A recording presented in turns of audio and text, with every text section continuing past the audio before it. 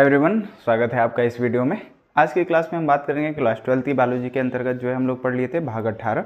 आज हम लोग पढ़ने जा रहे हैं भाग 19। भाग 19 के अंतर्गत हम लोग देखेंगे लैंगिक जनन की विधियां की कुछ विशिष्ट विधि हैं, है ना, उनके बारे में बात करेंगे। तो पहली विधि हम लोग इसमें पढ़ने जा रहे हैं एम्फीमिक्सिस, है ना। एम्फीमिक्सिस यानी उभय मिश्रण। उभय मिश्रण को जो है सामान्य कायिक जनन भी बोलते हैं ना। इसको सामान्य कायिक जनन, सामान्य कायिक जनन, या फिर आप कहें कि सामान्य लैंगिक जनन इसको कहते हैं। सामान्य लैंगिक जनन की विधि है, सामान्य लैंगिक जनन की विधि, है ना। अब समझेंगे कि सामान्य लैंगिक जनन की विधि इसको कहते हैं। लैंगिक जनन की विधि में क्या होता है कि नर युग्मक और मादा युग्मक, नर युग्मक व मादा युग्मक का संलयन होगा, है ना। नर युग्मक और मादा युग्मक का संलयन, है ना। संलयन होने के पश्चात, संलयन जैसे ही होगा इसमें जो है, इससे जो है निषेचन की प्रक्रिया हुई, है ना। निषेचन की प्रक्रिया हुई, निषेचन से जो है द्वियुग्मनज का निर्माण होगा। निषेचन की प्रक्रिया हुई, निषेचन की प्रक्रिया के बाद द्वियुग्मनज का निर्माण होगा, युग्मनज का निर्माण होगा। फिर उसके पश्चात जो है इससे बीज का निर्माण होगा और बीज से जो है नए पौधे का विकास होगा, है ना। नए पौधे का क्या होगा, विकास होगा। ये जो है एक सामान्य लैंगिक जनन की विधि है, जिसको हम लोग कहते हैं क्या, एम्फीमिक्सिस भी कहते हैं, उभय मिश्रण। ठीक है, ये बात आपको समझ में आई होगी कि हमने क्या कहा, ये जो है नर युग्मक और मादा युग्मक के मिलने से यानी संलयन से जो है निषेचन की प्रक्रिया होगी। निषेचन की प्रक्रिया के बाद जो है द्वियुग्मनज का निर्माण होगा, उससे फिर बीज का निर्माण होंगे, बीज से नए पौधे का निर्माण होगा। तो ये एक विधि है लैंगिक जनन की, सामान्य विधि है, जिसको हम लोग बोलते हैं सामान्य विधि। लेकिन बहुत सारी और भी विधियां हैं, है ना। इसके अलावा और भी निम्न विधियां हैं, है ना। निम्न विधि में जैसे अगर हम बात करें इसकी जो है कि निम्न विधि में दूसरा है असंग जनन की विधि। असंग जनन, असंग जनन, है ना। इसको बोलते हैं एम्फीमिक्सिस, है ना। इसको बोलते हैं एपोमिक्सिस, एपोमिक्सिस। अब ध्यान से समझेंगे एपोमिक्सिस का मतलब क्या होता है। यहाँ पर एपो का मतलब होता है विदाउट, एपो का मतलब क्या होता है, विदाउट, है ना। मिक्सिस का मतलब होता है कि मिश्रण के, बिना ही मिश्रण के, है ना। मिक्सिंग, है ना, बिना मिक्सन के, मतलब कि ना तो नर युग्मक मिलेंगे। इस विधि में क्या होता है, नर युग्मक, नर व मादा युग्मक दोनों का संलयन नहीं होता है, दोनों का संलयन नहीं होता है, संलयन नहीं होता है, तथा अर्धसूत्री विभाजन भी नहीं होता है, तथा अर्धसूत्री विभाजन भी नहीं होता है, विभाजन भी नहीं होता है।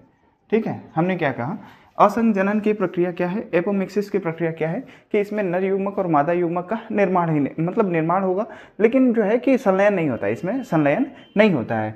मतलब जब संलयन ही नहीं होगा ना तो इसमें कोई अर्धसूत्री विभाजन होता है ना। जब अर्धसूत्री विभाजन नहीं होगा तो युग्मक का निर्माण भी नहीं होगा। तो यह एक जो जनन होती है, और जैसे सामान्य तौर पे इसको हम लोग बोल सकते हैं कि अलैंगिक जनन की विधि की तरह, है ना। अलैंगिक जनन की विधि में जो है किसी भी युग्मक की आवश्यकता नहीं होती है, नर युग्मक मादा युग्मक की आवश्यकता नहीं होती है, जिससे जो है एक नए प्लांट का उससे जर्मिनेशन हो जाता है। ठीक है, उसी प्रकार की एक विधि है जिसको बोलते हैं एपोमिक्सिस, है ना। इसमें किसी भी प्रकार का नर युग्मक और मादा युग्मक का संलयन नहीं होता है, ना तो इसमें किसी अर्धसूत्री विभाजन की जरूरत होती है। तो इसको भी हम लोग जो है दो तरह से पढ़ते हैं, दो भागों में बांटकर पढ़ेंगे। पहला एक कायिक असंग जनन, कायिक असंग जनन, है ना, कायिक असंग जनन। इसमें समझेंगे कायिक असंग जनन की विधि क्या होती है, या फिर इसको बोलते हैं वेजिटेटिव एपोमिक्सिस, वेजिटेटिव एपोमिक्सिस, है ना। अब समझेंगे कायिक असंग जनन की विधि क्या होती है। इसकी ये पहली विधि है, कायिक असंग जनन की विधि। इसमें क्या होता है कि कायिक असंग जनन का मतलब होता है कि पौधे के कायिक भाग से, है ना, कायिक भाग से, कायिक भाग का मतलब कि किसी भी भाग से, है ना, कायिक भाग, जैसे या तो किसी प्लांट का विकास हो जाए जड़ से, है ना, जड़ से, तना से, पत्ती से, तो इसको बोलते हैं हम लोग क्या, कायिक असंग जनन। क्या कहेंगे, कायिक असंग जनन। जब पौधे का विकास कायिक प्रवर्ध से हो जाए, या फिर कहिए कि कायिक भाग से हो जाए ना, इसको बोलते हैं वेजिटेटिव प्रोपगेशन, है ना, इस वाले भाग से हो जाए तो पौधे का तब इस विधि को बोलते हैं क्या, कायिक असंजनन की विधि, है ना, कायिक असंजनन की विधि यानी वेजिटेटिव एपोमिक्सिस। क्योंकि बहुत सारे प्लांट में आप स्टेम लगाएंगे तो उससे जो है नए प्लांट का जर्मिनेशन हो जाता है, नए प्लांट जो है उससे ग्रो हो जाते हैं। या फिर बहुत सारे ऐसे प्लांट हैं जैसे जिसको जो है पत्तियां लगाने से जो है कि नए प्लांट विकसित हो जाते हैं। बहुत सारे ऐसे हैं जिनके रूट से जो है नए प्लांट विकसित हो जाते हैं। ये जो है अलैंगिक जनन की विधि में हमने इसको पूरा जो है डिटेल से समझाया हुआ है इन सभी चीज़ों को।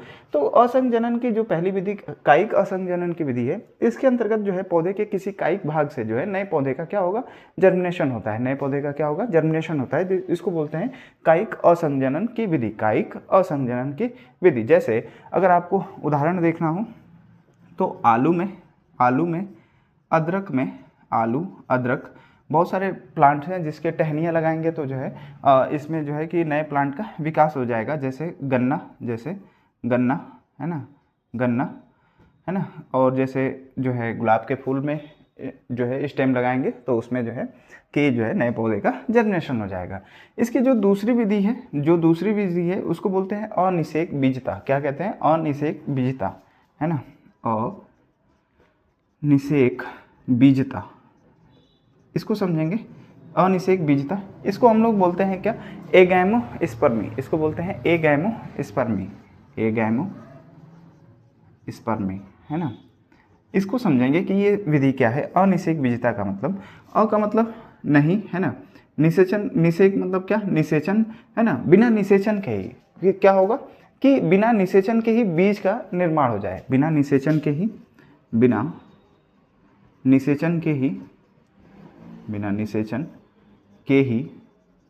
बीज का निर्माण ही क्या कहलाएगा, अनिषेक बीजता कहलाएगा। ठीक है, अर्थात बिना लैंगिक जनन के ही बीज का निर्माण हो जाए ना, बिना लैंगिक जनन के। ठीक है, समझेंगे। दूसरी भाषा में हम कह सकते हैं कि अर्थात बिना लैंगिक जनन के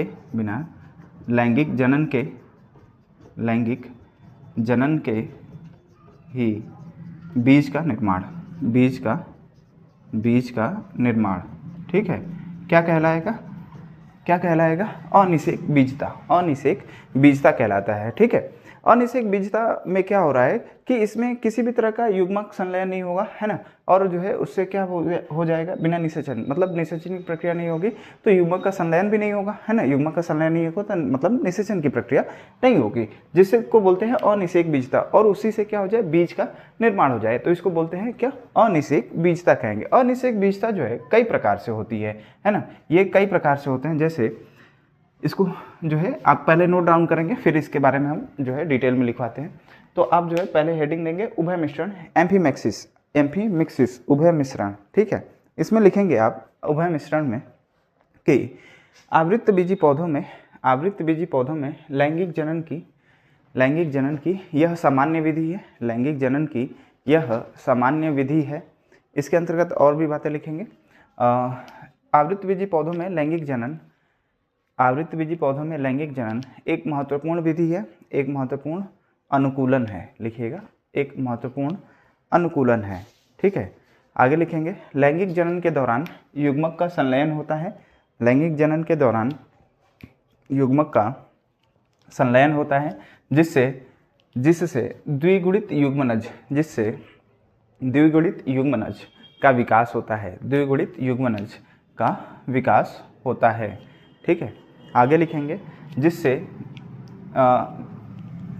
जिससे भ्रूण तथा भ्रूण से बीजाणुद्भिद, भ्रूण से नए बीजाणुद्भिद का निर्माण होता है, नए बीजाणुद्भिद का निर्माण होता है।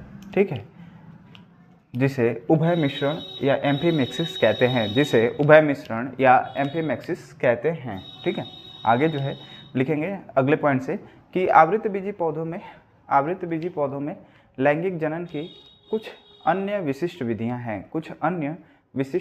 हैं, ठीक है। अब इसमें हेडिंग देंगे असंजनन, एपोमिक्सिस, ठीक है। इसमें लिखेंगे एपोमिक्सिस का शाब्दिक अर्थ है बिना मिश्रण के ही युग्मक का निर्माण, है ना, या फिर बिना मिश्रण के ही संयुग्मन, बिना मिश्रण के ही संयुग्मन होता है। ठीक है, अगले पॉइंट से लिखेंगे, ऐसे डिटेल में लिखेंगे। कभी कभी पौधों में बिना युग्मक संलयन, कभी कभी पौधों में बिना युग्मक संलयन व अर्धसूत्री विभाजन के ही नए पौधे का निर्माण हो जाता है, नए पौधे का निर्माण हो जाता है। ठीक है, आगे लिखेंगे, तब इसे असंजनन कहते हैं, तब इसे असंजनन कहते हैं। आगे लिखेंगे, यह मुख्य रूप से निम्न दो प्रकार के हो सकते हैं, मुख्य रूप से निम्न दो प्रकार के हो सकते हैं। पहला हेडिंग देंगे कायिक असंजनन, वेजिटेटिव एपोमिक्सिस। ठीक है, इसमें लिखेंगे कायिक असंजनन को कायिक जनन या कायिक प्रवर्धन कहते हैं। इसमें बीज के अतिरिक्त किसी पौधे के किसी अन्य भाग, पौधे के किसी कायिक भाग लिखिएगा, पौधे के किसी कायिक भाग जैसे जड़, तना, पत्ती आदि से नए पौधे का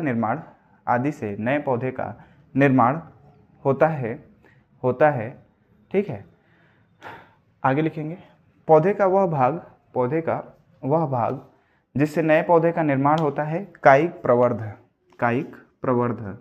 ठीक है, कायिक प्रवर्ध, वेजिटेटिव प्रोपाग्यूल, है ना, कायिक प्रवर्ध कहलाता है। जैसे आलू, अदरक, गन्ना आदि में, है ना, आलू, अदरक, गन्ना, गुलाब, है ना, आदि में। ठीक है, ये लिख ली।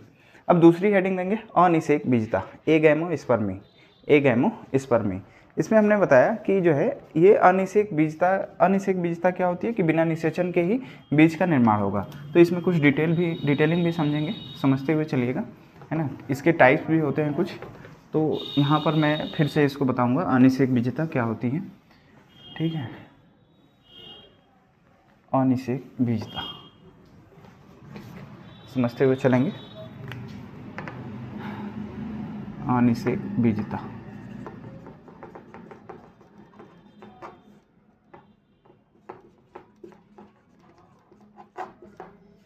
एगैमोस्पर्मी।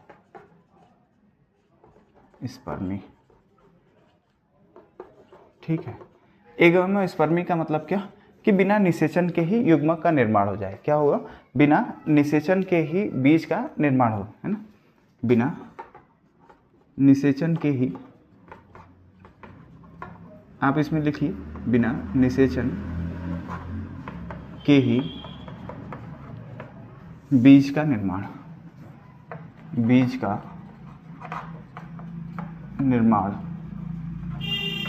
क्या कहलाएगा, अनिषेक बीजता कहलाता है। अनिषेक,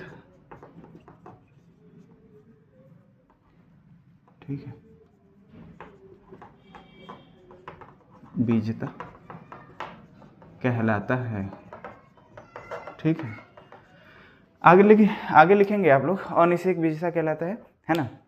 यह कई प्रकार से होता है, लिखेंगे यह कई प्रकार से होता है।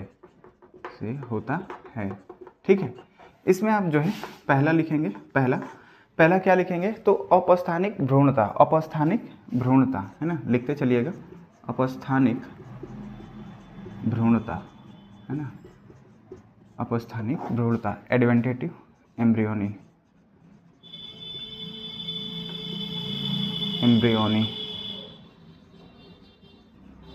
है ना। दूसरा लिखेंगे अपस्थानिक भ्रूणता के बाद दूसरा है द्विगुणित बीजता, है ना, द्विगुणित बीजता,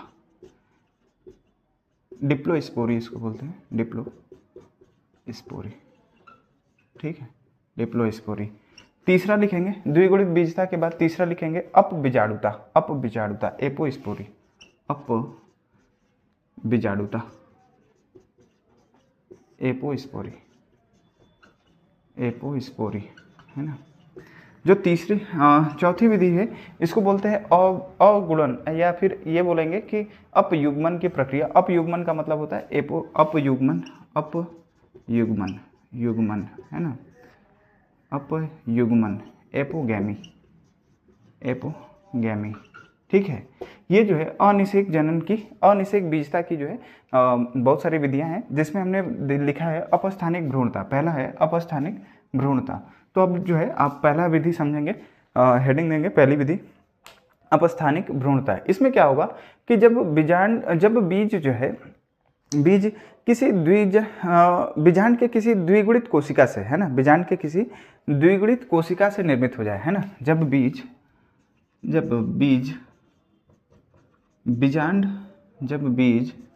बीजांड के किसी द्विगुणित कोशिका, है ना, द्विगुणित कोशिका, ध्यान से समझिएगा, द्विगुणित कोशिका से हमने क्या कहा कि जब बीज जो है बीजांड के किसी द्विगुणित कोशिका से ही क्या हो जाए, विकसित हो जाए, है ना। जैसे बीजांडकाय से या फिर अध्यावरण से, है ना। जैसे बीजांडकाय से या अध्यावरण से, या किससे, अध्यावरण से विकसित हो जाए, अध्यावरण से विकसित हो जाए, है ना। तब इसको क्या बोलता है, क्या कहेंगे, एडवेंटेटिव एम्ब्रियोनी यानी अपस्थानिक भ्रूणता, है ना। क्या होगा कि बिना लैंगिक जनन के ही, मतलब क्या हो रहा है इसमें, बीजांडकाय से और या फिर अध्यावरण से, है ना, कोशिका से क्या हो रही है, निर्मित हो रही है। किसका निर्माण हो रहा है, किसी द्विगुणित कोशिका से जो है क्या हो रही है कि नए एम्ब्रियो का विकास हो रहा है ना। इसको बोलते हैं अपस्थानिक भ्रूणता। जैसे आपको देखने को मिलेगा किसमें, कि नींबू में और नागफनी में, किसमें, नींबू में और नागफनी में, है ना, नागफनी। इसमें जो है आपको देखने को मिलेगा क्या, एडवेंटेटिव एम्ब्रियोनी। इसमें क्या होता है कि जब बीज जो है बीजांड के किसी द्विगुणित कोशिका से निर्मित हो जाए, है ना, द्विगुणित कोशिका से निर्मित हो जाए, जैसे या तो बीजांडकाय से निर्मित हो या फिर किससे, अध्यावरण से विकसित हो जाए, तो उसको बोलते हैं जो है क्या, अपस्थानिक भ्रूणता। ठीक है, समझ में आ रहा है कि जब किससे निर्माण हो जाए बीज का, बीजांड के किसी द्विगुणित कोशिका से, है ना, विकसित हो जाए, तो उसको बोलते हैं क्या, एम्ब्रियोनिक भ्रूणता। अब दूसरा है द्विगुणित बीजता। इसके बारे में समझेंगे। द्विगुणित बीजता क्या होती है, इसमें क्या होता है कि जब गुरु बीजाणु मातृ कोशिका, है ना, बिना अर्धसूत्री विभाजन से ही, ध्यान से समझेंगे, जब गुरु बीजाणु मातृ कोशिका, है ना, मातृ कोशिका बिना अर्धसूत्री विभाजन के ही,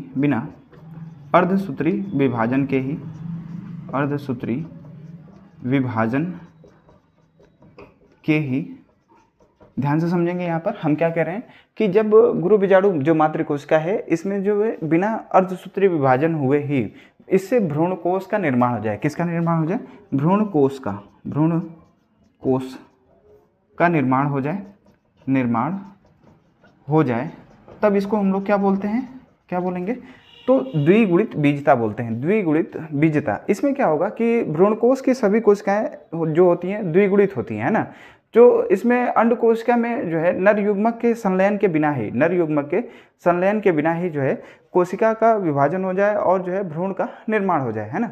इसमें जो है हमने कहा कि जब गुरु बीजाणु मातृ कोशिका जो है बिना अर्धसूत्री विभाजन के ही भ्रूणकोश का क्या हो रही है, निर्माण हो जाए। भ्रूणकोश जैसे ही विकसित हो रही है, इसका मतलब इसमें कि किसी भी नर युग्मक का संलयन नहीं हो रहा है। नर युग्मक के संलयन से जो है क्या हो रहा है कि, ध्यान से समझेंगे क्या कह रहे हैं, कि बिना अंड कोशिका के निर्माण से, है ना, अगर अंड कोशिका से संलयित नहीं हो रहे, अंड कोशिका के बिना किसी और जो है द्विगुणित कोशिका से नर युग्मक संलयित हो जाए, है ना, तो उसको बोलते हैं क्या, द्विगुणित बीजता। डिप्लोस्पोरी जो है आपको देखने को मिलेगा एस्केरिस, है ना, एस्केरिस डेंटाटा, जैसे एस्केरिस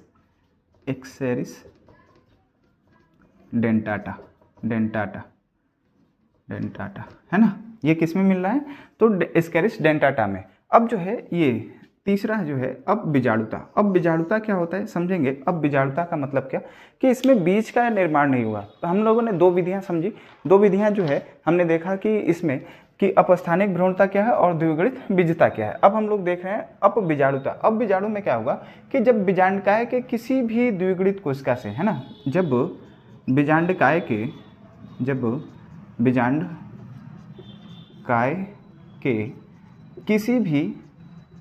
किसी भी द्विगुणित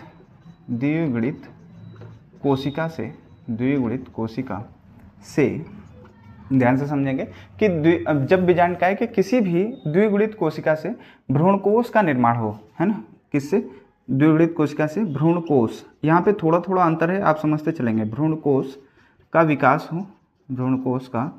विकास हो, है ना। हमने क्या कहा कि बिना बीजांडकाय के किसी भी द्विगुणित कोशिका से, जैसे अगर आप इसमें कहें कि जो है इसमें बीजांडकाय के जो है कि किसी भाग से हो रहा है विकास, तो मतलब ये कि भ्रूणकोश के जो समस्त कोशिकाएं होती है द्विगुणित होती हैं, ना। अंड कोशिका भी इसमें द्विगुणित होती है ना। इसमें क्या होगा कि अंड कोशिका भी कैसी होगी, अंड कोशिका भी द्विगुणित होगी, है ना। अंड कोशिका भी कैसी होगी, द्विगुणित होगी। जब अंड कोशिका भी द्विगुणित होता है तो अंड कोशिका से बिना नर युग्मक के संलयन से, है ना, अंड कोशिका से बिना नर युग्मक के संलयन से ही बीज का निर्माण, है ना, बीज का निर्माण हो जाए तब इसको बोलते हैं क्या, अपबीजाणु। क्या बोलेंगे, अपबीजाणु। इसका ऐसा देखने को मिलता है पार्थेनियम में। उदाहरण इसका है पार्थेनियम में, है ना, पार्थेनियम, ठीक है। पार्थेनियम के अलावा और आपको देखने को मिलेगा कैप्रिस, है ना, कैप्रिस आदि में, है ना, ऐसा देखने को आप मिलता है। इसमें भी जो है कि इसमें नर युग्मक और मादा युग्मक का संलयन नहीं हो रहा है, लेकिन इसके अंतर्गत नर युग्मक और मादा युग्मक का संलयन होता है डिप्लोस्पोरी में, है ना, डिप्लोस्पोरी में। एपोस्पोरी में नर युग्मक मादा युग्मक का संलयन नहीं होता है, ठीक है, ये याद रखिएगा। अब जो अपयुग्मन की प्रक्रिया होती है, इसमें जो है भ्रूणकोश में उपस्थित जो अंड कोशिका से जो है, अंड कोशिका के अतिरिक्त किसी भी अन्य अगुणित कोशिका से, है ना, जब देखेंगे अपयुग्मन क्या होता है, तो पहले आप जो है इतना नोट कर लेंगे, फिर जो है अपयुग्मन को जो है हम समझाएंगे अपयुग्मन की विधि क्या है। तो पहले आप जो है नोट करेंगे, आप यहाँ से अनिषेक बीजता में नोट करेंगे कि बिना निषेचन के ही बीज का निर्माण अनिषेक बीजता कहलाता है, अनिषेक बीजता कहलाता है। आगे लिखेंगे अर्थात बिना लैंगिक जनन के ही बीज का निर्माण होता है। इसमें युग्मक संलयन व अर्धसूत्री विभाजन नहीं होता। यह भी कई प्रकार के होते हैं, आप नोट करेंगे। पहला अपस्थानिक भ्रूणता, दूसरा द्विगुणित बीजता, तीसरा अपबीजाणुता, चौथा अपयुग्मन, है ना। इसमें आप पहली हेडिंग देंगे अपस्थानिक भ्रूणता एडवेंटेटिव एम्ब्रियोनी। लिखेंगे इसमें जब बीजांड के किसी, ऐसे लिखेंगे इसमें जब बीज बीजांड के किसी द्विगुणित कोशिका जैसे बीजांडकाय से या अध्यावरण से विकसित हो जाए तब इसे अपस्थानिक भ्रूणता कहते हैं। जैसे नींबू, नागफनी आदि में। दूसरी हेडिंग देंगे द्विगुणित बीजता डिप्लोस्पोरी। इसमें लिखेंगे जब गुरु बीजाणु मातृकोशिका बिना अर्धसूत्री विभाजन के ही भ्रूणकोश का निर्माण करती है। जब गुरु बीजाणु मातृकोशिका बिना अर्धसूत्री विभाजन के ही भ्रूणकोश का निर्माण करती है, जिससे भ्रूणकोश की सभी कोशिकाएं द्विगुणित होती हैं और अंड कोशिका बिना नर युग्मक संलयन के ही भ्रूण का निर्माण करता है। देखिए इसमें थोड़ा सा गलती हो गया था बताने में कि इसमें जो है अंडकोश का जो है बिना नर युग्मक के संलयन से ही विकास करेगा। ठीक है, इसको ठीक कर लीजिएगा। ठीक, इसमें लिखेंगे अंडकोश का बिना नर युग्मक के संलयन के ही भ्रूण का विकास करती है, तब इसे द्विगुणित विजाणुता कहते हैं, है ना, तब इसे द्विगुणित विजाणुता कहते हैं। उदाहरण लिखेंगे एक्सेरिस डेंटाटा, एक्सेरिस डेंटाटा। ठीक है, अब इसको ठीक कर लीजिएगा। हमने इसमें बता दिया था कि नर युग्मक और जो है मादा युग्मक के संलयन से, है ना, थोड़ा सा मिस्टेक हो गया, इसको आप ठीक कर लेंगे। तीसरी हेडिंग देंगे अब बीजाणुता एपोस्पोरी, है ना। इसमें लिखेंगे जब बीजांडकाय के किसी भी द्विगुणित कोशिका, जब बीजांडकाय के किसी भी द्विगुणित कोशिका से भ्रूणकोश का विकास हो, तब भ्रूणकोश की समस्त कोशिका द्विगुणित होती है, अर्थात अंड कोशिका भी द्विगुणित होगी, है ना। आगे लिखेंगे और अंड कोशिका से बिना नर युग्मक और अंड कोशिका से बिना नर युग्मक के संलयन से ही भ्रूण का निर्माण होता है, उसे अपबीजाणुता एपोस्पोरी कहते हैं, उसे अपबीजाणुता एपोस्पोरी कहते हैं। ठीक है, इतना लिख लीजिए। नेक्स्ट हेडिंग देंगे अपयुग्मन की प्रक्रिया, है ना। अपयुग्मन क्या है तो समझेंगे अपयुग्मन क्या है। ठीक है, यहाँ पर जो है अपबीजाणुता आपने लिख लिया होगा, अपयुग्मन है एपोस्पोरी। ठीक है, ये क्या होता है, एपोस्पोरी क्या होता है, जब भ्रूणकोश में उपस्थित अंड कोशिका, है ना, ध्यान से समझेंगे, जब भ्रूणकोश या फिर जो है सही है, जब भ्रूणकोश, है ना, जब भ्रूणकोश में उपस्थित अंड कोशिका यानी एग सेल, है ना, अंड कोशिका के अतिरिक्त किसी अन्य अगुणित कोशिका के अतिरिक्त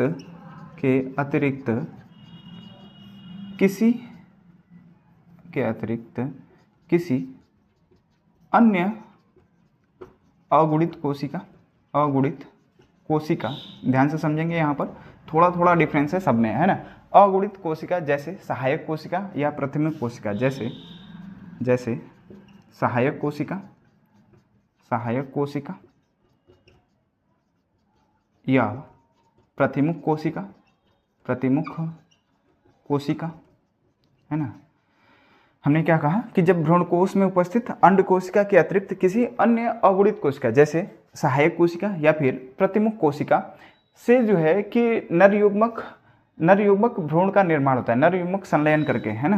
प्रतिमुख कोशिका से नर युग्मक संलयित होकर इससे क्या निर्माण हो, है ना, भ्रूण का निर्माण होता है ना, भ्रूण का निर्माण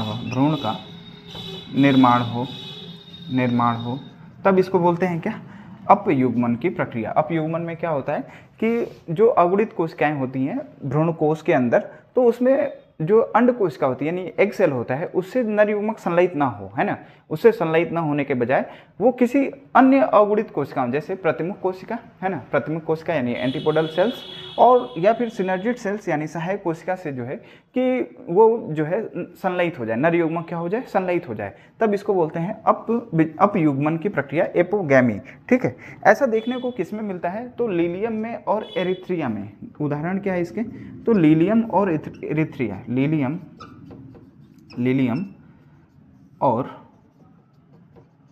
लीलियम और एरिथ्रियम, ठीक है, आदि। ठीक है, आप लिख लेंगे इसमें। अब हेडिंग देंगे अपयुग्मन में लिखेंगे जब भ्रूणकोश में उपस्थित अंड कोशिका के अतिरिक्त किसी अन्य अगुणित कोशिका जैसे सहायक कोशिका या प्रतिमुख कोशिका से नर युग्मक संलयित होकर भ्रूण का निर्माण करता है, तो उसे अपयुग्मन कहते हैं, उदाहरण लिखेंगे जैसे लीलियम और एरिथ्रिया में, ठीक है, इसको एरिथ्रिया लिखिएगा, एरिथ्रिया, है ना, एरिथ्रिया आदि में। ठीक है, इतना आप लोगों ने नोट किया। अब जो है कुछ अन्य विधियां हैं जैसे पार्थेनोकार्पी क्या होता है, अनिषेक बीजता, अनिषेक जनन क्या है, अनिषेक फलन क्या है, ये सारी चीज़ें जो है अब इसके बाद हम लोग समझेंगे। ठीक है, तो आप जो है इसमें हेडिंग देंगे अनिषेक फलन, है ना, पार्थेनोकार्पी अनिषेक फलन। ठीक है, अनिषेक फलन, अनिषेक फलन, पार्थेनोकार्पी, पार्थेनोकार्पी। ठीक है, समझेंगे पार्थेनोकार्पी क्या होता है या फिर जो है अनिषेक फलन क्या होता है ना। अनिषेक फलन में क्या होगा कि बिना परागण के ही, है ना, समझेंगे कि हमने इसमें कोई सी भी तरह का परागण की प्रक्रिया नहीं होती है, परागण की प्रक्रिया नहीं होगी, यानी कि निषेचन की प्रक्रिया भी नहीं होगी, है ना। तो बिना परागण के, बिना परागण व निषेचन के बीज का निर्माण, फल का निर्माण हो जाएगा। बिना परागण के व निषेचन के ही किससे निर्माण होगा, तो बिना परागण व निषेचन के ही अंडाशय से फल का निर्माण हो जाए। अंडाशय से फल का निर्माण हो जाए, फल का निर्माण हो जाए, तो उसे पार्थेनोकार्पी कहते हैं या अनिषेक फलन कहते हैं। अनिषेक फलन कहते हैं। आप सोच रहे होंगे कि जो है कि बिना परागण या निषेचन के ही अंडाशय से फल का निर्माण कैसे हो जाएगा। तो बहुत सारे ऐसे प्राकृतिक फल भी हैं या फिर जो है बहुत सारे ऐसे कृत्रिम फल भी बनाए जाते हैं जो जिसमें जो है क्या होंगे कि बीज का निर्माण होगा ही नहीं, है ना। बीज का निर्माण कब होता है, जब निषेचन की प्रक्रिया होती या फिर जो है परागण की प्रक्रिया होती। जब परागण की प्रक्रिया नहीं हो रही है, निषेचन की प्रक्रिया नहीं हो रही है, तो उसमें बीज बनेंगे ही नहीं, है ना। तो और ऐसे फल आपको देखने को मिलेंगे। तो ऐसे फल क्या होते हैं कि ऐसे फल कैसे होंगे, तो बीज रहित होंगे। ऐसे फल बीज रहित होंगे, ऐसे फल बीज रहित होंगे, है ना, बीज रहित होंगे। जैसे आप उदाहरण देखें तो केला में, है ना, आपको देखेंगे कि केला के अंतर्गत जो है कि बीज का निर्माण नहीं होगा। अंगूर, है ना, केला में, अंगूर में आप देखे होंगे कि बीज बनते ही कहाँ हैं, नहीं होंगे, बीज नहीं होते हैं उसमें। या फिर आप जो है कि अनानास में, है ना, अनानास में भी आप देखेंगे तो इसमें भी जो है कि बीज का निर्माण नहीं होता है। तो इतनी सारी चीज़ें हैं जिसमें जो है कि बीज का निर्माण नहीं होता और इसमें परागण की प्रक्रिया भी जो है कि नहीं होती, और इसमें परागण की प्रक्रिया नहीं होगी तो निषेचन की प्रक्रिया भी नहीं होगी। सीधा क्या होगा कि जो अंडाशय वाला भाग होता है उसी से क्या होगा कि फल का निर्माण हो जाएगा। ठीक है, समझ में आ रहा है। तो आगे जो है इसमें जो है ये दो तरह की होती है। अनिषेक जनन की विधि जो है दो तरह की है, दो तरह की। एक तो प्राकृतिक अनिषेक जनन, प्राकृतिक अनिषेक जनन, अनिषेक फलन, है ना, प्राकृतिक अनिषेक फलन। या फिर दूसरा कह सकते हैं कृत्रिम, है ना, कृत्रिम अनिषेक फलन, अनिषेक फलन, है ना। समझेंगे कि प्राकृतिक अनिषेक फलन का मतलब क्या, नेचुरल पार्थेनोकार्पी का मतलब क्या होता है कि जब पुष्प के अंडाशय के भाग से, है ना, पुष्प के अंडाशय के भाग से फल का निर्माण हो जाए। किसका निर्माण हो जाए, फल का निर्माण स्वतः हो जाए। जब अंडाशय से स्वतः ही फल का निर्माण हो जाए तो इसे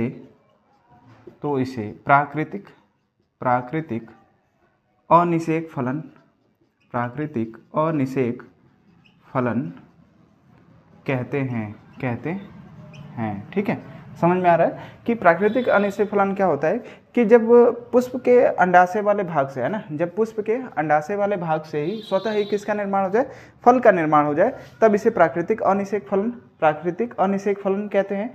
अब जो कृत्रिम अनिषेक फलन क्या होता है कि जब कुछ वृद्धि हार्मोन के द्वारा, ध्यान समझेंगे, जब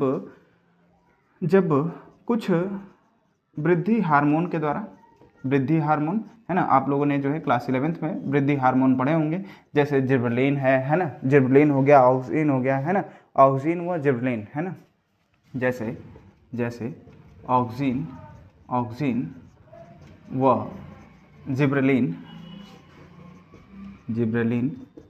ऑक्सीन व जिब्रेलिन की मदद से है ना, इसकी मदद से क्या होगा कि ऑक्सीजन का छिड़काव जब करेंगे या फिर जिब्रेलिन का छिड़काव करेंगे तो पुष्प से जो है बीज रहित फल तैयार हो जाता है। पुष्प से क्या होगा, पुष्प से बीज रहित फल का निर्माण हो जाता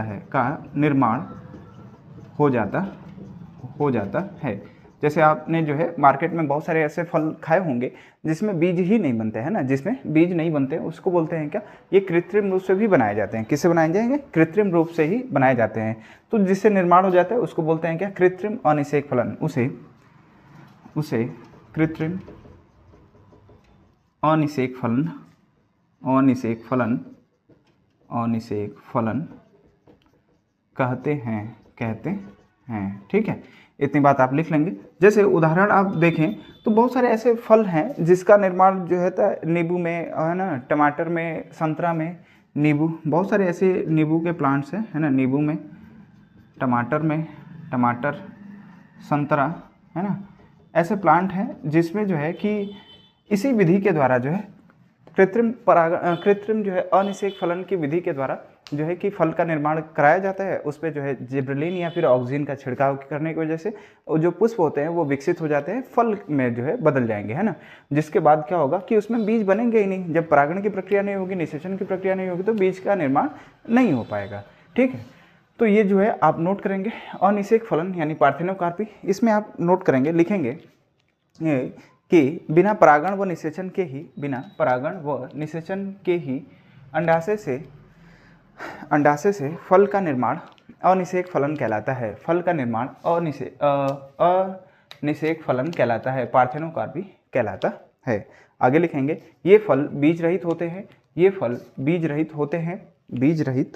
होते हैं जिन्हें अनिषेक फलनी फल कहते हैं। उदाहरण लिखेंगे जैसे केला, अंगूर आदि, अनानास आदि, केला, अंगूर, अनानास आदि। ठीक है, अब लिखेंगे अनिषेक फलन निम्न दो प्रकार से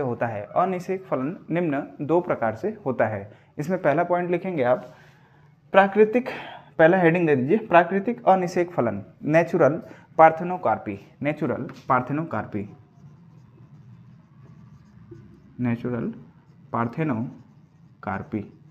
है ना।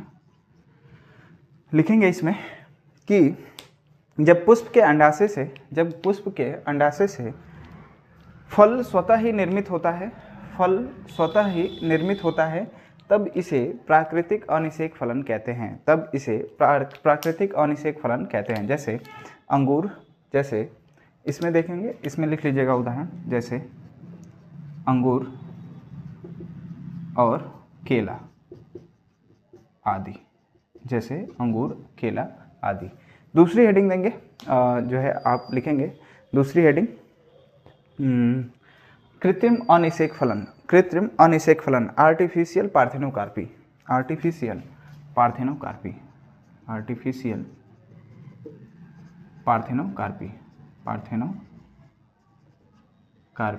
है ना। इसमें आप लिखेंगे जब कुछ वृद्धि हार्मोन जैसे ऑक्सीन व जिब्रेलिन की मदद से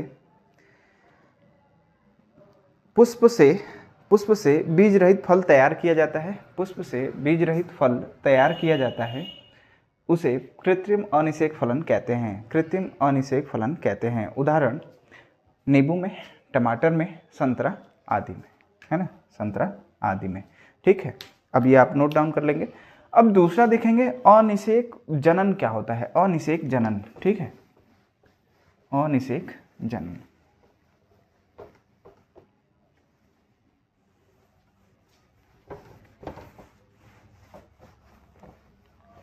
समझते चलिएगा एक एक चीज़ों को। ये सारी चीज़ें इंपॉर्टेंट है, ये जो है आपके बोर्ड एग्जाम में भी क्वेश्चन इससे पूछे जाते हैं, तो इसको जो है बिल्कुल ध्यान से लिखते चलिएगा और जो है एक एक चीज़ों को समझते हुए चलिएगा।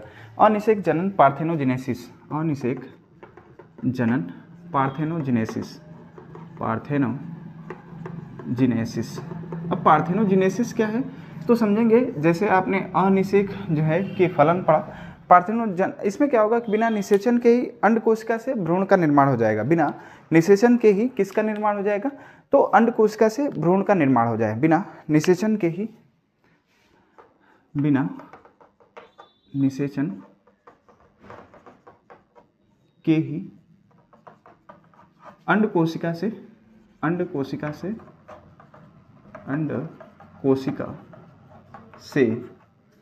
भ्रूण का निर्माण हो जाए, भ्रूण का निर्माण हो जाए तो इसको क्या बोलते हैं, अनिषेक जनन, पार्थेनोजेनेसिस कहते हैं, है ना। ध्यान से समझेंगे, हमने क्या कहा कि बिना निषेचन के ही ना, इसमें निषेचन की प्रक्रिया नहीं होगी, नर युग्मक और मादा युग्मक मिलेंगे ही नहीं। लेकिन क्या हो रहा है कि यहाँ पर अंड कोशिका से यानी एग सेल से ही किसका निर्माण हो जाए, एम्ब्रियो का निर्माण हो जाए, तब इसको बोलते हैं क्या, अनिषेक फलन, है ना। तब हो जाए तो उसे अनिषेक फलन, अनिषेक जनन कहते हैं।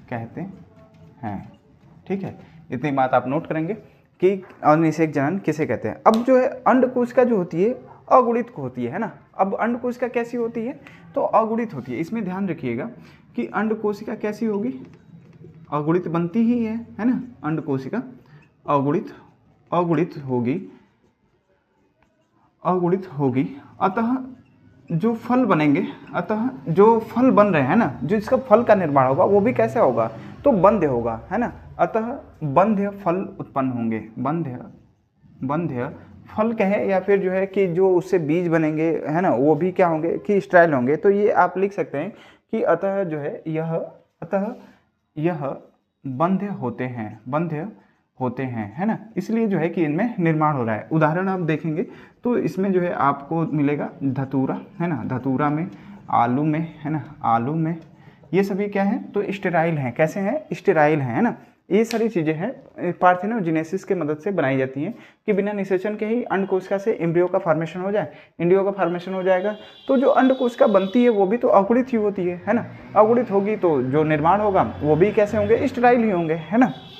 ठीक है, अब बहुभ्रूणता क्या होती है, पॉली एम्ब्रियोनी क्या होती है, तो ये समझेंगे। बहुभ्रूणता,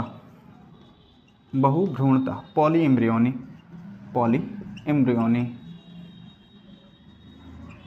जैसे आपको नाम से स्पष्ट हो गया होगा कि बहुभ्रूणता का मतलब बहुत सारे एम्ब्रियो का फॉर्मेशन होगा, बहुत सारे भ्रूण का निर्माण होगा। प्रायः क्या होता है कि एक बीज में एक ही भ्रूण का निर्माण होता है। एक बीज में किसका मतलब, एक प्लांट का जो पुष्प है ना, प्लांट के एक पुष्प में एक ही भ्रूण का निर्माण होता है। लेकिन जब बहुत सारे भ्रूण का निर्माण होने लगेगा, है ना, जब बहुत सारे एक ही बीजांड के अंतर्गत क्या होने लगेंगे, भ्रूण विकसित होने लगेंगे, तो उसको बोलते हैं क्या, बहुभ्रूणता। क्या कहेंगे, बहुभ्रूणता, है ना। अब जो है कि विभिन्न कारणों से एक से अधिक जो है पॉली एम्ब्रियोनी बनती हैं। जैसे इसकी खोज जो है सबसे पहले जो है संतरे में की गई थी, है ना। Antonie van Leeuwenhoek, AB Leeuwenhoek कह लीजिए, या फिर जो है इनको बोला जाता है एंटोनी वन लीवेनहॉक, है ना, लीवेनहॉक। इन्होंने ही जो है सबसे पहले संतरे में जो है बहुभ्रूणता, संतरे में किसको, बहुभ्रूणता की खोज की थी। कैसे किया था कि जो बहुभ्रूणता जो होती है, बहुभ्रूणता, इसमें युग्मनज जो है एक से अधिक भागों में क्या होते हैं, विभक्त हो जाएंगे। युग्मनज क्या होते हैं, एक से अधिक भागों में विभक्त हो जाते हैं, जिसकी वजह से जो है पॉली एम्ब्रियोनी की कंडीशन बनती है। इसके प्रत्येक भाग में जो है कि भ्रूण बनेगा, एक ही बीजांड में एक से अधिक भ्रूण का निर्माण हो जाता है। इसे कॉल जो है कि एक सक्रिय पौधे के रूप में ही जो है कि माना जाता है। जैसे सिट्रेसी कुल के पौधे में ये सामान्य घटना है। ऐसे बहुभ्रूणता जो होती है वो सिट्रेसी कुल के पौधों में ज़्यादातर देखी जाती है। सिट्रेसी कुल के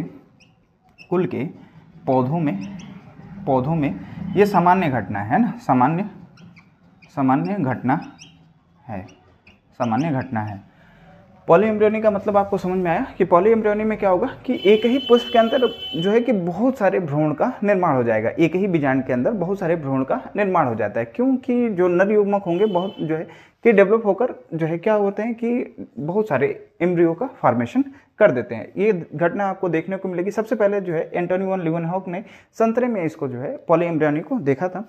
और जो है सिट्रेसी कुल के पौधों में जो है ये सामान्य घटना है, और जो है आवृत्त बीजी पौधों में ये जो है कि ज़्यादातर देखने को मिलेगी, है ना। ध्यान से समझेंगे, मैंने क्या कहा कि अनावृत्त बीजी पौधों में, किसमें, अनावृत्त बीजी पौधों में यह घटना ज़्यादा देखने को मिलेगी, यह ज़्यादा, तथा आवृत्त बीजी पौधों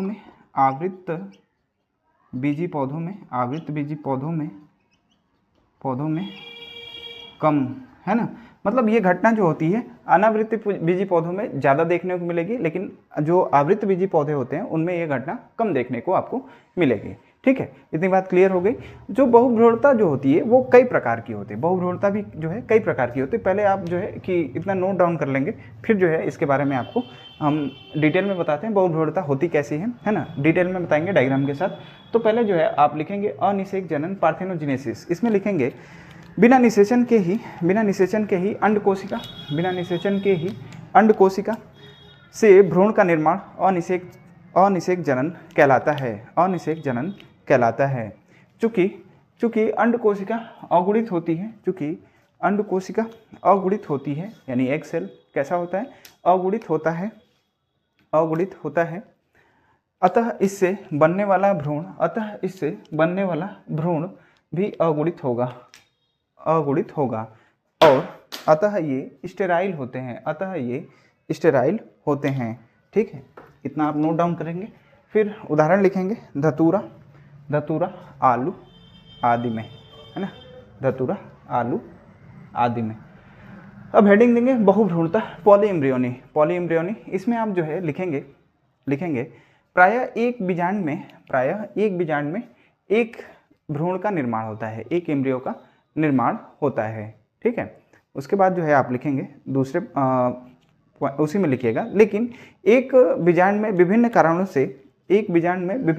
से एक से अधिक भ्रूण का निर्माण होता है। विभिन्न कारणों से एक बीजांड में एक से अधिक भ्रूण का निर्माण होता है।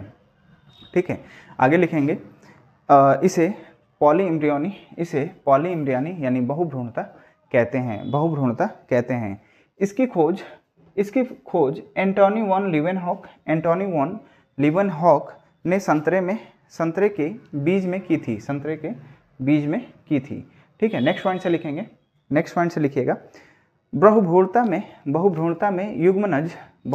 में युग्मनज एक से अधिक भागों में विभक्त हो जाता है। बहुभ्रूणता में युग्मनज एक से अधिक भागों में विभक्त हो जाता है। अतः प्रत्येक भाग भ्रूण यानी एम्ब्रियो बनाता है। आगे लिखेंगे इस प्रकार एक बीज में एक से अधिक भ्रूण का निर्माण हो जाता है। अतः एक बीजांड में एक से अधिक भ्रूण का निर्माण हो जाता है। इनमें केवल एक ही भ्रूण सक्रिय होता है।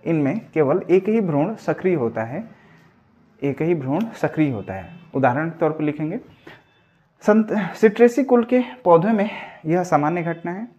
दूसरा लिखेंगे यह अनावृत्त बीजी पौधों में ज़्यादा तथा आवृत्त बीजी पौधों में कम देखने को मिलता है। अब आगे लिखेंगे बहुभ्रूणता निम्न प्रकार से होता है। ठीक है, आगे समझते चलेंगे। बहुभ्रूणता पॉलीएम्ब्रियोनी निम्न प्रकार से होता है। ठीक है, समझिएगा यहाँ पे पॉलीएम्ब्रियोनी। अब इसके कई टाइप्स हैं, जैसे पहला इसमें है सरल बहुभ्रूणता, है ना, सरल बहुभ्रूणता सिंपल पॉलीएम्ब्रियोनी, सरल बहुभ्रूणता है ना, सिंपल पॉलीएम्ब्रियोनी।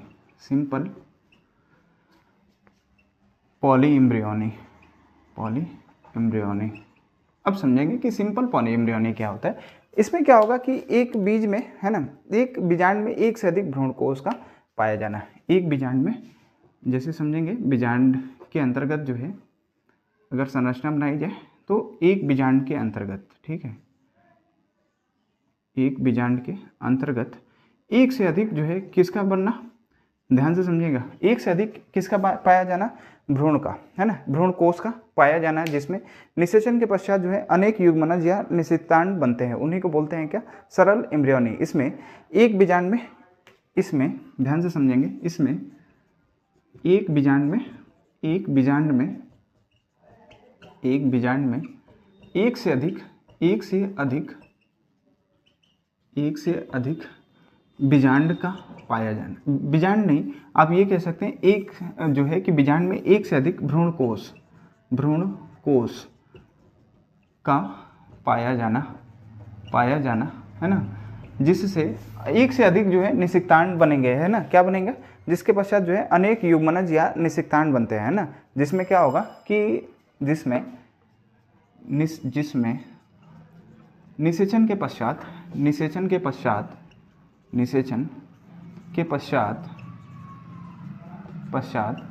एक से अधिक निषिक्तांड या युग्मनज या निषिक्तांड, एक से अधिक क्या बन रहे हैं, युग्मनज या निषिक्तांड पाया जाता है या फिर विकसित होता है, ये लिख सकते हैं, पाया जाता है या फिर क्या होगा कि विकसित होता है या फिर बनते हैं, है ना। ये जो है निषिक्तांड से ही किसका निर्माण हो जाएगा, तो भ्रूण का निर्माण हो जाएगा। समझिएगा क्या कह रहे हैं, सरल बहुभ्रूणता यानी सिंपल पॉलीएम्ब्रियोनी क्या होता है कि इसमें एक बीजांड में एक से अधिक जो है भ्रूण कोष क्या होते हैं, पाए जाते हैं, जिसमें क्या होगा कि निषेचन के बाद एक से अधिक जो है कि जाहिर सी बात है कि एक से अधिक जो है क्या पाए जाएंगे, युग्मनज या फिर क्या पाए जाएंगे, निषिक्तांड पाए जाएंगे। ठीक है, जैसे आप जो है कि ये उदाहरण के तौर पे देखने को मिलता है सरसों में, है ना, उदाहरण आप जो है किसमें इसको आप देख पाएंगे, तो सरसों के अंतर्गत आप जो है इसको बहुत अच्छी तरीके से देख पाएंगे, और जो है कि नींबू में भी ऐसा देखने को मिलता है, सरसों में और नींबू में, है ना, इन सभी चीज़ों में सरल बहुभ्रूणता देखने को आपको मिलेगी। सरल बहुभ्रूणता जो है एक और प्रकार की होती है, दूसरी जो होती है उसको बोलते हैं हम लोग जो है मिश्रित बहुभ्रूणता, है ना, मिश्रित बहुभ्रूणता,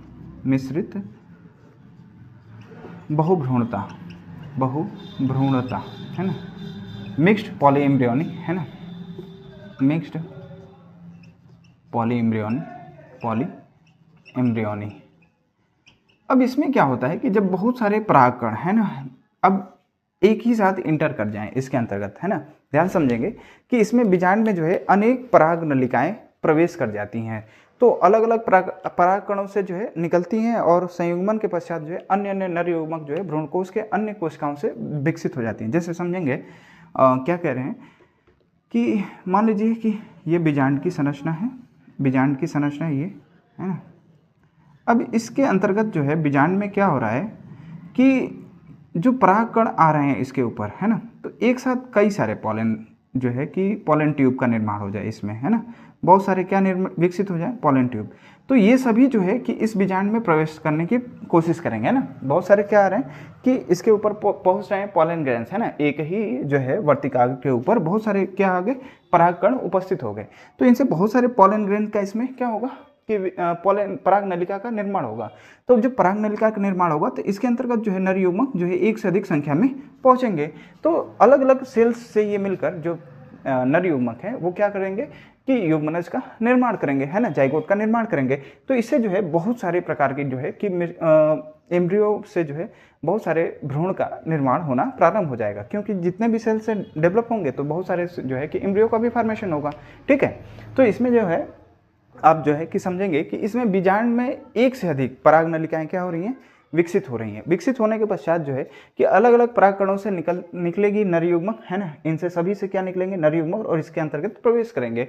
जब इसमें प्रवेश कर जाएंगे तो इससे जो है कि या फिर सहायक कोशिका से कोई नर युग्मक मिल जाए, या फिर कोई प्रतिमुख कोशिका से मिल जाए, है ना, प्रतिमुख कोशिका से कोई मिल जाए, सहायक कोशिका से कुछ मिल जाए, कुछ एग सेल से मिल जाए, तो बहुत सारे एम्ब्रियो का इसमें फॉर्मेशन हो जाएगा। तो इसको बोलते हैं क्या, मिश्रित बहुभ्रूणता या मिश्रित पॉलीएम्ब्रियोनी। तो आप जो है हेडिंग देंगे, हाँ, लिखेंगे सरल बहुभ्रूणता, इसमें लिखेंगे इसमें एक बीजांड में एक से अधिक भ्रूणकोश का पाया जाना, जिसमें निषेचन के पश्चात अनेक युग्मनज या निषिक्तांड बनते हैं, है ना। ये निषिक्तांड भ्रूण का निर्माण करते हैं, उदाहरण सरसों और नींबू में, सरसों और नींबू में। दूसरा लिखेंगे मिश्रित पॉली एम्ब्रियोनी, मिश्रित पॉली एम्ब्रियोनी। इसके अंतर्गत जो है लिखेंगे मिक्स्ड पॉली एम्ब्रियोनी में लिखेंगे कि इसमें बीजांड में अनेक परागनलिकाएं, इसमें बीजांड में अनेक परागनलिकाएं विकसित होकर प्रवेश कर जाती हैं, जो अलग अलग परागकणों से निकलती हैं। संयुग्मन के पश्चात अन्य नर युग्मक भ्रूणकोश की अन्य कोशिकाएं जैसे सहायक कोशिका, प्रतिमुख कोशिका से संयुग्मन करके भ्रूण का निर्माण करते हैं। जैसे ऐसा जो है आपको देखने को मिलेगा किसमें, तो प्याज में, है ना, प्याज में। ठीक है, ये लिख लीजिएगा, मिश्रित बहुभ्रूणता आप जो है लिख लेंगे। प्याज के अंतर्गत जो है ऐसे ही जो है आपको देखने को मिलेगा। अब जो है कि विदलन बहुभ्रूणता क्या होता है, क्लीवेज पॉली एम्ब्रियोनी। ठीक है, अब समझेंगे विदलन बहुभ्रूणता, विदलन बहुभ्रूणता, विदलन बहुभ्रूणता।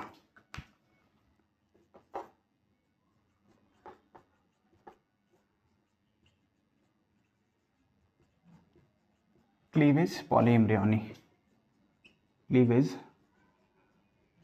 पॉली एम्ब्रियोनी, है ना। अब इसका मतलब क्या होता है, विदलन बहुभ्रूणता का मतलब क्या हुआ, क्लीवेज पॉली एम्ब्रियोनी का मतलब क्या है कि भ्रूणकोश में उपस्थित जो अंड कोशिका है ना, भ्रूणकोश में उपस्थित जो अंड कोशिका है और जो नर युग्मक के संलयन द्वारा युग्मनज बनता है, और युग्मनज जो है कि विभाजित हो जाए, युग्मनज क्या हो जाए, विभाजित होकर एक से अधिक युग्मनज का निर्माण करते हैं, है ना। हमने क्या कहा कि भ्रूणकोश में उपस्थित, ध्यान से समझेंगे, भ्रूणकोश में उपस्थित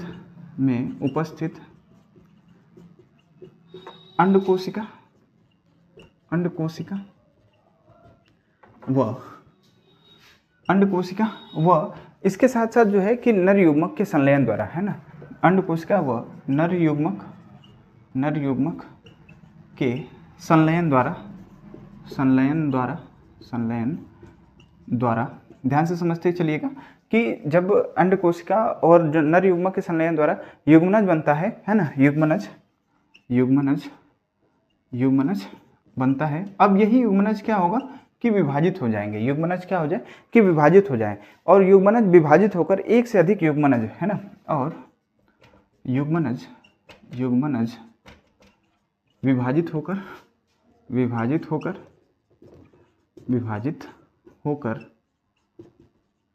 एक से अधिक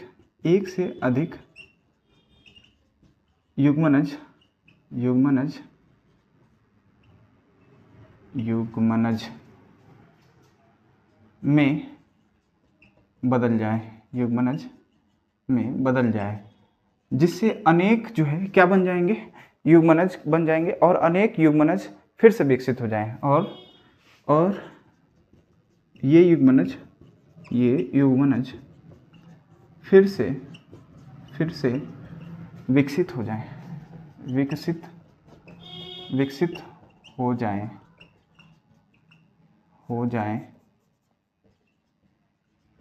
तो इससे एक से अधिक भ्रूण का निर्माण हो जाएगा, एक से अधिक भ्रूण का निर्माण हो जाता है ना। ध्यान से समझेंगे कि जब विदलन क्या हो रहा है, विदलन का मतलब कि जब नर युग्मक और मादा युग्मक एक साथ संलयित हुए युग्मनज का निर्माण किए, युग्मनज निर्माण के पश्चात इसमें क्या हो जाए कि एक से अधिक ये जो है कई भागों में बढ़ जाए, है ना, युग्मनज जो है कई भागों में बढ़ जाए, और वही युग्मनज फिर से क्या हो जाए कि फिर से विकसित हो जाए। तो उसी से जो है कि उसी को बोलते हैं विदलन बहुभ्रूणता, पॉली एम्ब्रियोनी, मतलब क्लीवेज पॉली एम्ब्रियोनी इसी को कहा जाता है ना। अब इसमें जो है कि ये कैसे किस में देखने को मिलता है, तो निम्फिया में और पाइनस में, है ना। उदाहरण जैसे निम्फिया व पाइनस में, ये इसके उदाहरण हैं जो है विदलन बहुभ्रूणता के। और एक और बचा हुआ है जिसको बोलते हैं अपस्थानिक बहुभ्रूणता। अपस्थानिक बहुभ्रूणता क्या है समझेंगे, नंबर 4 है अपस्थानिक बहुभ्रूणता, है ना, बहुभ्रूणता। एडवेंटेटिव पॉलीएम्ब्रियोनी, है ना, एडवेंटिव पॉलीएम्ब्रियोनी।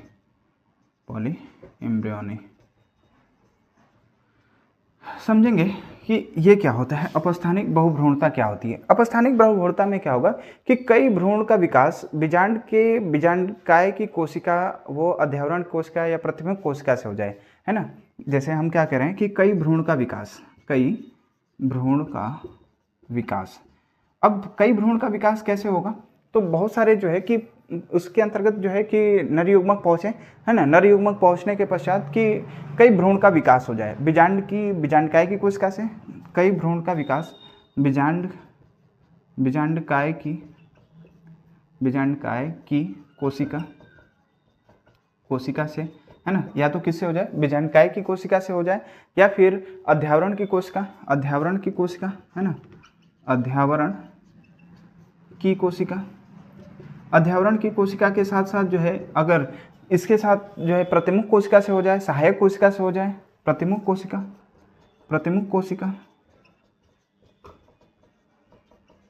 सहायक कोशिका, है ना।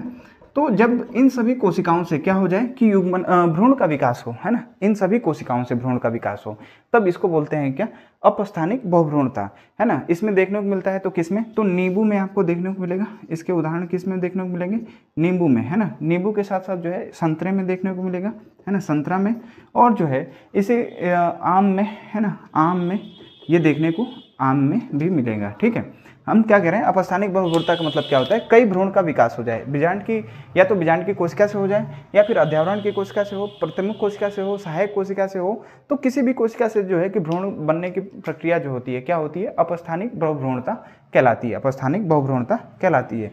तो आप हेडिंग देंगे अपस्थानिक बहुभ्रूणता, है ना, अपस्थानिक बहुभ्रूणता।